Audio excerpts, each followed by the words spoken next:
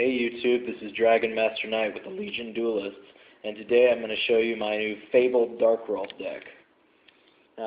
Fabled, when they first came out in Hidden Arsenal 2, there wasn't really much going for them, and then when Raven came out, that was pretty good, and it wasn't until Hidden Arsenal 3 that we really got the support that needed to make this into a viable archetype.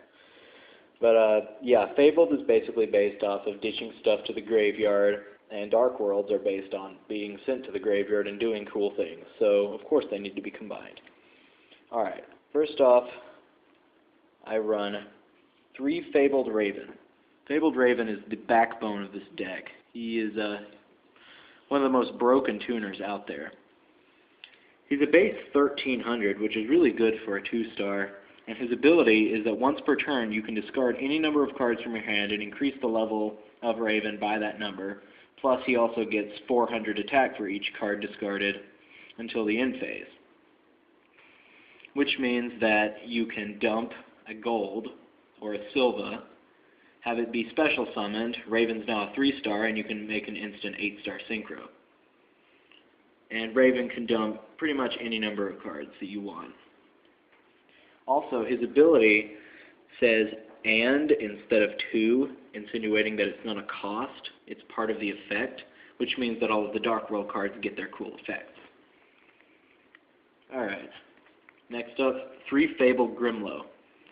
Grimlow is actually a pretty strong monster by itself. It's 1700 4-star. And when I control a Fabled monster, I can dump it from my hand to the grave to add any Fabled from my deck to hand except another Grimlow. So I do this to pull out another Raven or whatever Fabled monster I need to have in my hand. Problem is I have to have another Fabled on the field to use it, but it's not entirely a dead draw because it is a 1700 and it's a Fabled monster itself. Alright, next, 2 Fabled Arestos. Arestos is 4-star, 1500. His ability is while you have 2 or less cards in your hand, all face-up Fableds I control gain 400 attack. Which means that if I have 2 or less cards in hand, he becomes a 1900, Grimlow becomes a 2100, Raven becomes a 1700 plus whatever bonus he gets from dumping cards. I can actually easily get him up to 2500, which is pretty amazing for a 2-star tuner. And Arestos is really in here because they are Fabled monsters, and in my original build, which didn't include these or the next Fabled guy, I only had Ravens and Grimlows. I didn't really have enough actual Fabled cards to get anything going, and Arestos helps with that. Alright, next card, Fabled Cruz. I'm running 2 of them right now. This card I didn't know what to do with. At first it was Dark-Armed Dragon, then it was Plague Spreader Zombie, and right now I'm running it as a second Cruz. I actually don't have a second Cruz right now, so I'm using this Dark-Armed as a proxy. But Cruz is a pretty weak monster, has negligible stats. But its ability is when it's discarded to the graveyard, notice it's not discarded by a card effect, it can be discarded in any way, you select 1 level 4 or lower Fabled in your graveyard except it, and special summon it. So I can dump a Cruz with a Raven and pull out like Grimlow or Arestos or another Raven out of my graveyard. So Cruz just allows me to reuse my resources. And because all of these monsters so far have been light type, I run 2 Honest.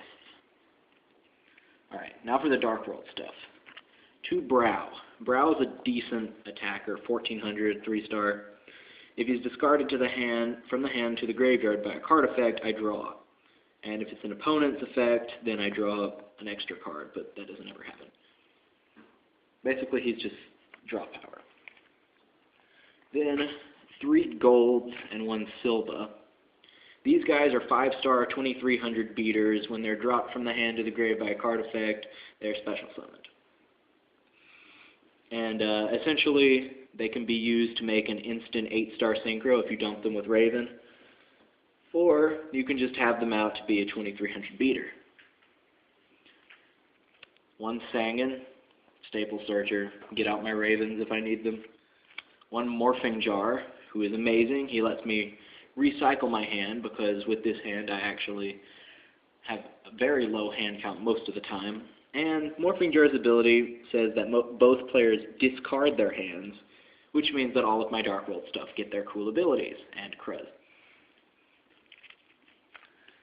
2 Chaos Sorcerers, because this deck runs a good amount of lights and darks. And a Gores, just because it's staple and should be run all the time. That's my monster lineup. Magic cards. I run 2 Dark World Dealings, pretty basic.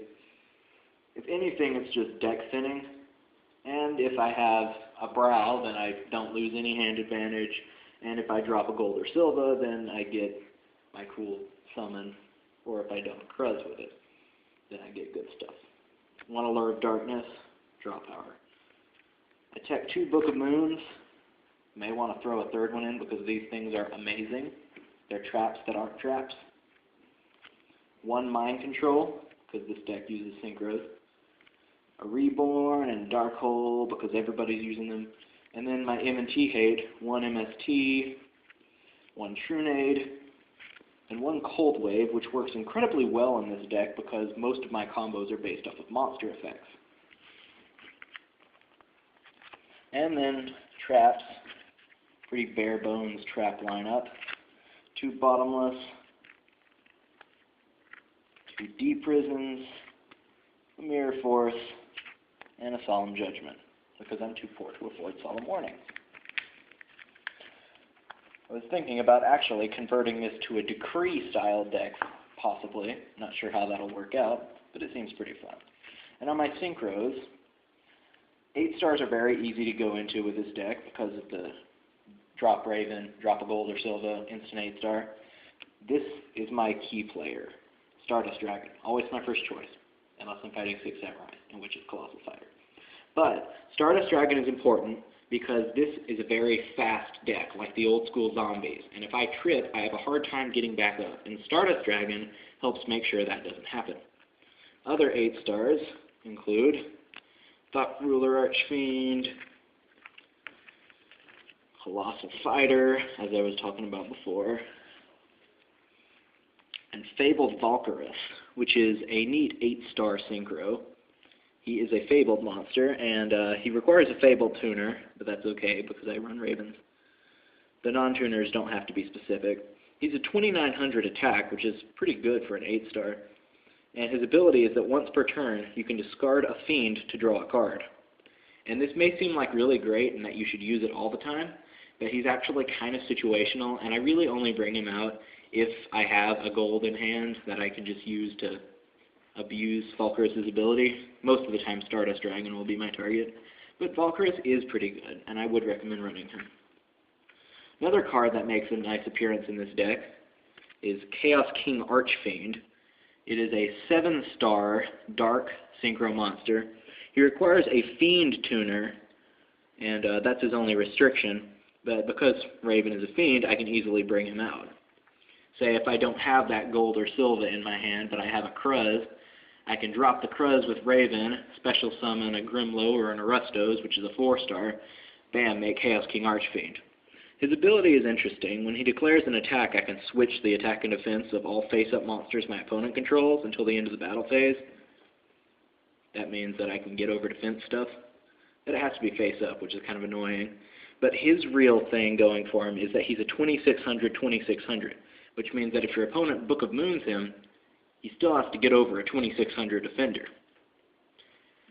So Chaos King is good for that. And then the rest of my extra deck is pretty standard. Goyo, ARM, Android, BRD.